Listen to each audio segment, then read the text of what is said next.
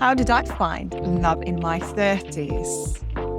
Today we will talk about how did I go from a single girl about town to now being married with two kids. But first of all, if you want to feel really relaxed when you go on a date, go and download free date list meditation, and it will help you to feel best when you go on a date and have the best experience, even if he might not be your person yet. So, hello and welcome to this episode of How to Love Successfully. My name is Dr. Maria Kovanen. I'm a registered psychologist and a conscious dating coach. And today we will talk about how did I find love in my 30s. So I was a single girl about town when I turned 30. I decided to end the relationship I was in because it didn't feel like the right fit. I didn't see myself being with that person in the long term. So I entered the dating market. And of course, I thought that dating would be as easy as it was in my early 20s when I was at university, and where there were lots of people mixing and there were lots of opportunities in many ways. And at that time, I was in a long-term relationship. So when I entered the dating market in my 30s, everything was very different. It felt like, yes, there were lots of people, but there were also lots of people who had been already very hurt in relationships. There were people who were saying that they wanted one thing, but actually then their behavior was saying something different. There were for sure people who were looking for a real relationship, but they were not the right person for me. And initially, I really entered this with eyes open and wanting to experience as much as possible and in some way catch up on dating because I had been in two longish term relationship in my 20s. And I went on multiple dates without any kind of plan on what type of person I really wanted to meet. I had some inclination, but in fact, I really just wanted to experience what is it like dating. And it was very much fun in the beginning. I had maybe 3, 4 even dates in a week. But there comes a point, I'm more of an introvert. I need time to recuperate. And I felt like going on multiple dates in a week actually became quite draining. And I started to feel like, hold on a minute, maybe it's not quite as easy as I thought it was going to be. So I then had to think about, okay, what do I do?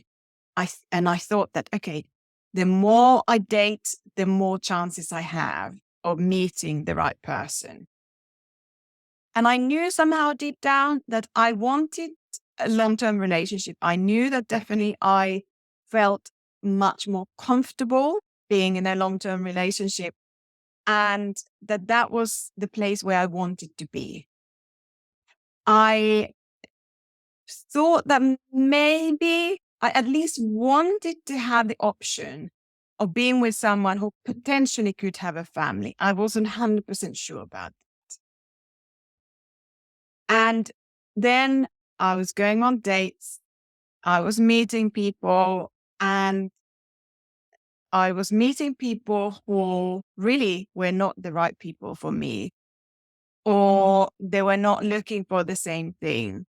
Or as I said, there were people who were looking for a long-term relationship, but just they were not in the right place, or they were not the right person for me. And then I met someone who quite quickly started to say all the right things. They were saying all the right things, but they were also giving sort of glimpses of the life that potentially they wanted, and I wanted those too. And I thought that, maybe there could be something here. Maybe this person has potential. And they even came from this town that was nearby my hometown. So at the time I was actually living in Finland. I am originally from there, but I have been living in the UK for a long, long, long time. So we're talking about now, the time was early noughties, 2003, 4, 5, 6, that sort of time. And so I met this guy, and he, on paper, he had everything going for him. And I didn't do any of the kind of, do we share the same values? Or I thought we did. I guess created a fantasy of what a life could be with him without really having those conversations. And as it turned out then, that this intensified very quickly, but that it also really erupted and went sour quite quickly. And this was the time when I learned about love bombing and the impact of that. So if you have ever experienced that, I totally appreciate how difficult that is for you and how confusing it is. So after this really intense or kind of courting period, when I started to warm up to the relationship, he then started to pull back and withdraw. And this was very confusing for me. And this was perhaps the first time that I'd been treated like this in a relationship by a guy. So I was very confused. And then actually at the time, I went to see a counselor to talk about it and regroup and find my worth, because it had triggered something within me and started to question whether I was really worthy of a long-term loving relationship. And I remember I bought some flowers for myself, a little bit like in that song. The flowers to me represented my strength in some ways, that Miley Cyrus song I'm talking about. And from that, I decided I will completely cut contact, everything. And he then tried to call me a few times when he was drunk and all of that kind of stuff. Anyway, I felt quite burnt out really after that experience. And then maybe there was another person again where I ended up in this sort of situationship, which I now know is a situationship. At the time, of course, I didn't. I thought maybe this is how relationships go these days. And I have no ways of dating in a different way. This is just how relationships work in this day and age. And of course, I believe very much that as an independent woman in my 30s, this is me empowering myself and dating in this way. Whereas now, after many years of studies and reflections and everything, I've learned that perhaps there's something about women's empowerment that maybe there's some misconceptions about what that really means. And during this podcast, I will be talking about empowering yourself, but doing it in a way that really, truly empowers you and is not about copying how men maybe do certain things. And especially when we're talking about love and dating. So after burning myself out on dating sites and then dating, at the time it was dating sites, it wasn't apps, those didn't exist at the time. I then decided that I need to take a break. I can't continue like this. I don't want to continue like this, because this just seems that there's a pattern of ending up in these kind of relationships that really are quite damaging in many ways to me. So I took a break. And also in that process, I decided that I had lived in London for many years, but I moved to Finland when I was about 25, and then decided that it was time to return to London. And perhaps what I thought at the time was to expand the dating pool. So then I moved back to London. But 6 weeks prior to that, I thought, okay, let's do a final try and see what kind of dating life there is in London. In that time, it was 2006. So I placed an ad on Gumtree, of all places. And if you know about Gumtree, it might still exist, but you might get some furniture there. At the time, you were able to rent a room there and you were able to get a date there. So I placed an ad without photo or anything. There's a description of me, what I was up to. I was moving to London, da da da, da da da. And I got some responses. I think there were 3 James Bonds on a secret mission to find Miss Moneypenny. So very much kind of copycat of responses. And then there were a couple other guys who seemed to have much more of a genuine sort of way of responding. And then especially one person stood out, someone who clearly had this international vibe. He spoke 3 languages, one of them being Italian, French, English, of course, and many other things he kind of talked about, also moving to London, me again, and all that kind of stuff. So then we started emailing each other. And for about 6 weeks, we were emailing, but then we also decided to talk to each other on the phone, which was really good and went really well. And there was something about his voice that I said to myself and I said to my friend, this I can't handle in the same way as I've handled all of those other situations. And we met when I then moved to London, which was the 5th of May in 2006. And we met on the Saturday at 3:00 in Covent Garden. And as it turns out, it was a very rainy day, typical sort of English weather. And we said, okay, let's start and let's look for a cafe to go and have a sit down and we can talk and so on and so on.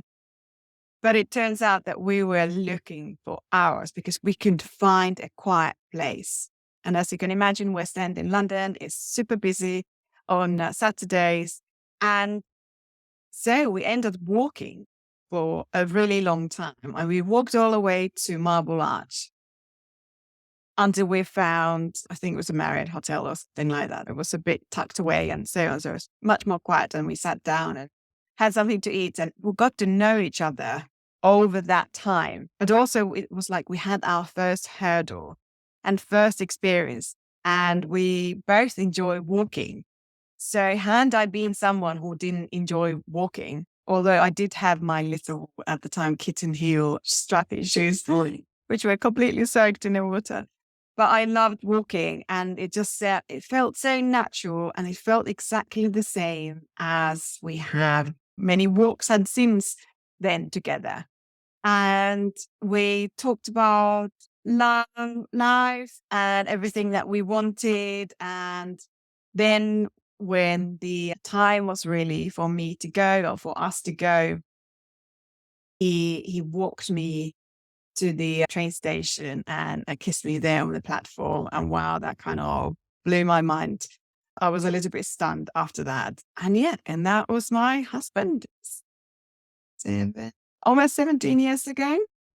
So then we started dating, getting to know each other, doing kind of like a very simple, low-key dates, like going to a coffee shop, going for walks around London, and exactly the same sort of things that we continued doing then after.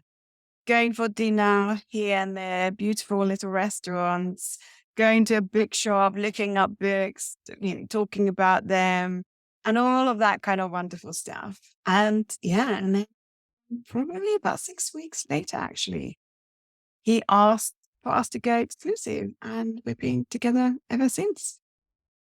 So what was it then that changed the patterns? I think it was, now in hindsight, it was that kind of regrouping and taking a pause, but actually also the fact that the beginning was very slow due to the distance.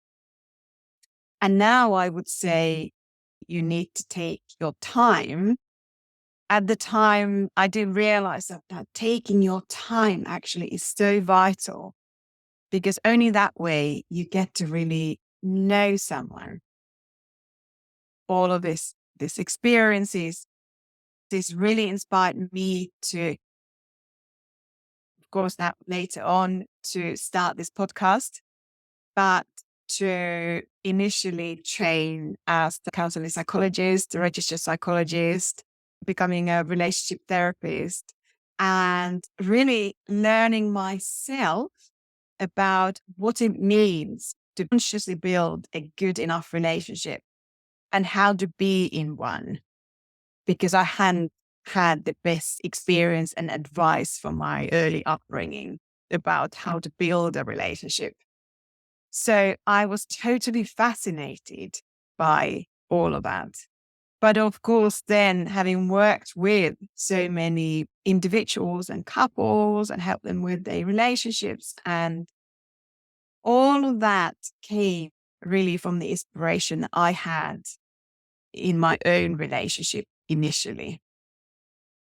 So what we'll be talking about here in this podcast is how to date consciously, how to really cut all the noise and find someone who truly is a good match, and how to avoid those people who are not suited for you, and how to consciously create the love life that you really want from day one.